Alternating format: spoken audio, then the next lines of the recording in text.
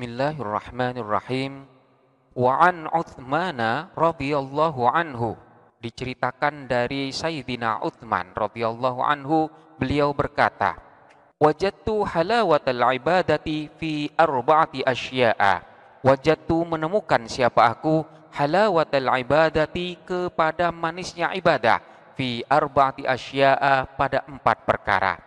Awwaluha fi adai faraidillahi. Awwaluha adapun yang pertama, fi adai faraidillahi dalam melaksanakan kewajiban-kewajiban Allah, artinya perintah-perintah dari Allah. Watsani adapun yang kedua, fijtinabi maharimillah.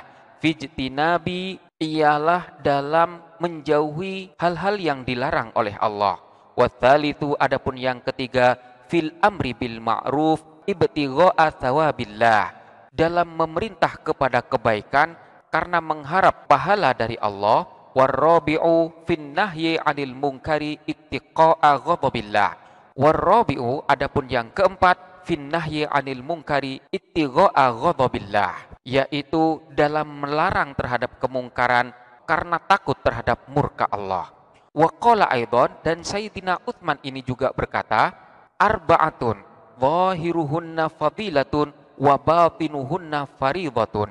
Arba'atun adapun 4, zahiruhunna ialah adapun zahirnya arba'ah itu, fadilatun ialah fadilah keutamaan, wa batinuhunna faridatun dan batinnya arba'ah itu faridatun ialah kewajiban. Apa saja itu? Mukhalitus sholihina fadilatun, bergaul dengan orang-orang soleh itu adalah fadilah, keutamaan. Wal iqtida'u bihim faridatun, dan adapun mengikuti jejak langkah mereka as-sholihin, faridatun ialah suatu kewajiban. Wa tilawatul qur'ani fadilatun, adapun membaca Al-Qur'an itu adalah fadilah, keutamaan. Wal amalu bihi faridatun, sedang adapun melaksanakan bihi terhadap Al-Qur'an itu faridatun ialah suatu kewajiban. Wa ziyaratul kuburi fadilatun, adapun ziarah kubur itu adalah keutamaan. Wal isti'dadu laha faridatun, sedang adapun mempersiapkan diri laha terhadap kubur, faridatun ialah suatu kewajiban. Wa ayadatul maridi faridatun, adapun mengunjungin orang yang sakit itu fadilah, keutamaan. Wattikhadul wasiyati minhu faridatun, dan memberikan wasiat minhu pada al-marid, faridatun ialah suatu kewajiban.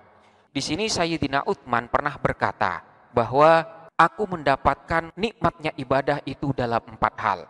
Yang pertama adalah ketika aku melaksanakan perintah-perintah Allah. Kemudian yang kedua, ketika aku menjauhi hal-hal yang dilarang oleh Allah. Kemudian yang ketiga adalah ketika aku memerintahkan kepada kebaikan karena berharap kepada pahala Allah. Dan yang keempat, ketika aku melarang terhadap hal yang mungkar karena takut terhadap murkanya Allah. Selanjutnya beliau juga pernah berkata bahwa terdapat 4 hal yang mana zahir daripada 4 tersebut adalah suatu fadilah, sementara batin daripada 4 hal tersebut adalah merupakan suatu kewajiban. Yang pertama adalah bergaul dengan orang-orang yang soleh itu fadilah, merupakan suatu kesunahan, namun mengikuti jejak langkah mereka itu adalah suatu kewajiban. Membaca Al-Quran itu mendapatkan fadilah, suatu kesunatan. Namun melaksanakan apa yang ada dalam Al-Quran itu adalah merupakan suatu kewajiban. Kemudian selanjutnya ziarah kubur, itu adalah sebuah kesunatan, di mana di sana terdapat banyak keutamaan. Sementara mempersiapkan diri untuk menghadapi kubur itu adalah suatu kewajiban. Dan yang terakhir adalah mengunjungi orang yang sakit itu adalah suatu kesunatan. Dan melaksanakan wasiat dari orang yang sakit itu adalah suatu kewajiban.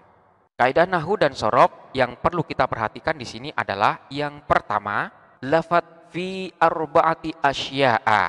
Lafadz asya'a ini i'robnya dalam keadaan jer karena kedudukannya sebagai mudhof ilaih. Sedangkan tanda jernya di sini dengan menggunakan fathah karena lafadz asya ini termasuk dari isim ghairu munsharif.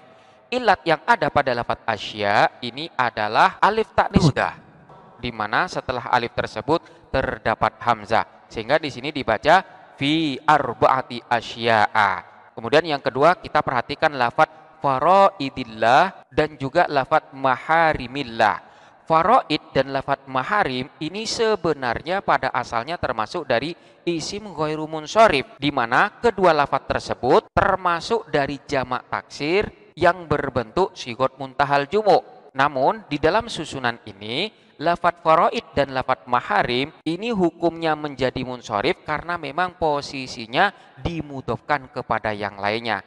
Jadi ketika isim ghairu munsharif itu dimudhofkan kepada isim yang lainnya, maka isim tersebut akan berubah hukumnya menjadi munsharif. Sehingga di sini dibaca fi adai faraidillahi dalam keadaan jer sebagai mudhof ilaih, namun tanda jernya menggunakan kasroh. Begitu juga dengan lafadz maharim, fijtina bi maharimillah, tanda jernya dengan menggunakan kasroh, tidak menggunakan fathah.